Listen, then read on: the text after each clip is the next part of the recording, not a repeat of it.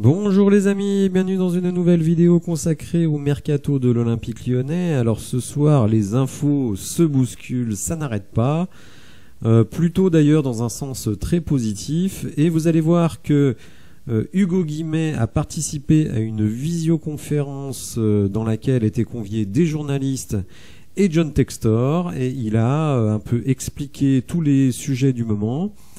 Un petit peu plus tôt dans la journée, alors vous allez voir, hein, il y a du Laurent Blanc, il y a du mercato, il y a plein de choses. Donc un petit peu plus tôt dans la journée, donc Hugo Guimet nous avait informé que Mama Baldé, donc l'attaquant de Troyes qui peut également jouer ailier, joueur très explosif, joueur très intéressant, va être là, est là ce soir à Lyon.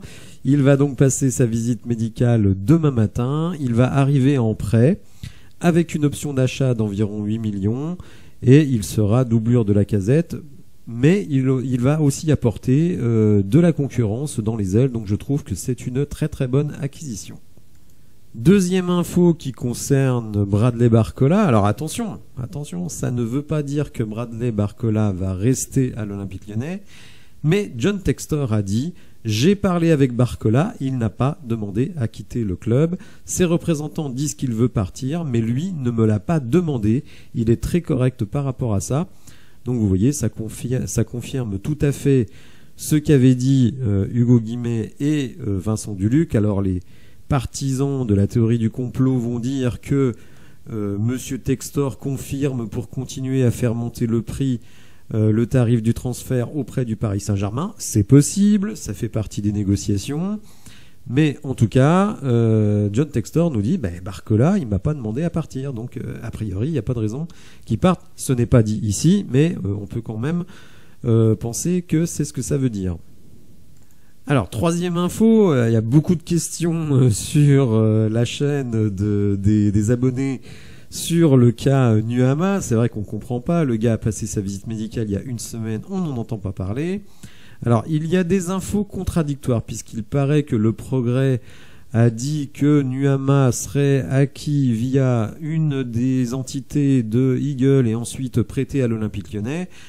Bon, a priori Hugo Guimet ne parle pas de ça, après Hugo Guimet ne parle pas du montage financier, hein, mais bon, c'est peut-être ça, mais en tout cas, ce qui retarde l'officialisation, selon John Textor, c'est une histoire de visa, c'est lié au processus d'immigration pour lui permettre d'être inscrit et de jouer le prochain match. Tous les détails financiers sont réglés selon l'Américain. Donc, écoutez, ça devrait se faire très rapidement, le transfert n'est pas du tout remis en cause, ce serait un problème de visa, c'était un petit peu ce qui traînait comme info ici ou là, mais c'est vrai qu'il paraît que le Progrès a dit que c'était un montage avec une des filiales d'Eagle Football, alors je ne sais pas trop laquelle. Je vois pas Botafogo être capable d'acheter Nuama, hein, le prix de Nuama c'est à peu près leur budget annuel. Pour Molenbeek c'est encore pire, hein, je pense que c'est 10 années du budget de Molenbeek. Et Crystal Palace, à Crystal Palace, Monsieur Textor n'est pas majoritaire, donc je ne vois pas comment il pourrait faire acheter un joueur par Crystal Palace qui le prêterait à l'Olympique Lyonnais. Enfin tout ça, ça me paraît extrêmement étrange. Bon, on saura sans doute le fin mot de l'histoire dans les jours à venir. Mais en tout cas, voilà, Nuama et Baldé, deux recrues officialisées très très rapidement. Alors évidemment, le cas de l'entraîneur a été également évoqué lors de cette réunion téléphonique. Vous le voyez en titre, le coach doit faire son travail d'entraîneur, c'est tout ce que j'attends de lui. Alors il se montre un petit peu cassant avec Laurent Blanc, qui a pourtant des raisons à mon avis d'être cassant. Laurent Blanc avait dit qu'il donnerait son objectif de la saison après le marché des transferts le 2 septembre.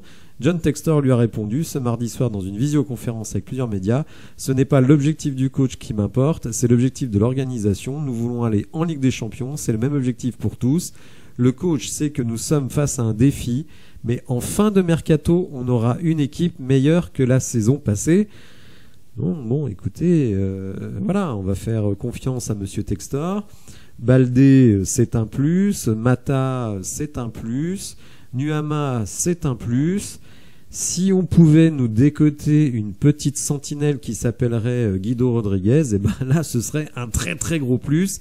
Et effectivement, on aurait une équipe, à mon sens, extrêmement compétitive. Alors, interrogé sur les sorties récentes de Laurent Blanc extrêmement provocatrices, Textor répond « Je n'apprécie jamais de constater un manque d'unité, des réflexions ouvertes. Le coach organise un peu sa défense et je le comprends. Je lui ai simplement demandé d'arrêter de jouer à ça dans les médias, de faire ce type de déclaration. Il doit faire son travail d'entraîneur, c'est tout ce que j'attends de lui. C'est vrai que l'été a été... c'est pas facile à dire, hein, croyez-moi. Essayez, vous allez voir, c'est pas facile. Donc c'est vrai que l'été a été difficile, mais la DNCG n'est pas sur le terrain et je pense qu'on a de meilleurs joueurs que les équipes que nous avons affrontées jusqu'à présent. On doit laisser les problèmes et on doit jouer. La solution se trouve dans le vestiaire, pas ailleurs. Alors, est-ce que Laurent Blanc est menacé? On peut répondre oui, comme on peut répondre non. Une réponse de Normand, car tous les coachs sont menacés étant donné que leur avenir dépend des résultats. Ils connaissent tous leur job. D'ailleurs, Laurent a fait cette petite blague à la télé sur le fait qu'il fallait changer d'entraîneur car il connaît la réalité de son job. Mais il sait que les résultats doivent s'améliorer. Pour nous, ce n'est pas acceptable de terminer en milieu de tableau. J'ai une bonne relation avec lui, on discute bien, il a besoin de joueurs additionnels, mais aussi que les cadres jouent leur rôle dans le vestiaire. Donc, non seulement, on va dire, il remet Laurent Blanc un petit peu dans le droit chemin, mais il attend aussi que les cadres fassent leur boulot. Donc vous voyez, beaucoup d'infos qui vont plutôt dans le bon sens. Aujourd'hui, comme je l'ai dit dans ma première vidéo, le dossier Guido Rodriguez reste la priorité absolue de l'Olympique Lyonnais. Je rappelle que le joueur n'a toujours pas prolongé avec le Betis. Pour le moment, c'est un bras de fer entre le Betis et l'Olympique Lyonnais. Le Betis essaye d'obtenir le meilleur chèque possible. L'Olympique Lyonnais, le plus petit chèque possible à payer. Et donc, c'est là. Guido Rodriguez, il est d'accord pour venir à l'Olympique Lyonnais. Idem d'ailleurs pour Krunic. Et il paraît aussi donc que les Rossoneri seraient d'accord pour prêter Krunic. Par contre, le coach Pioli tire la tronche. Donc, on peut penser quand même que ça va se faire, hein, qu'un 6 va arriver. Il y aura peut-être même encore d'autres arrivées. On parle ici ou là, par exemple, d'un Clément Langlais, d'autres noms, encore au Betis Séville d'ailleurs. Bon, je n'en parle pas trop car pour moi les sources pour le moment ne sont pas très fiables. Mais visiblement, d'ici vendredi, il va se passer beaucoup de choses, donc restez attentifs. Si vous avez apprécié la vidéo, n'hésitez pas à la liker, à vous abonner à la chaîne, et je vous dis à bientôt pour de nouvelles infos. Merci, au revoir.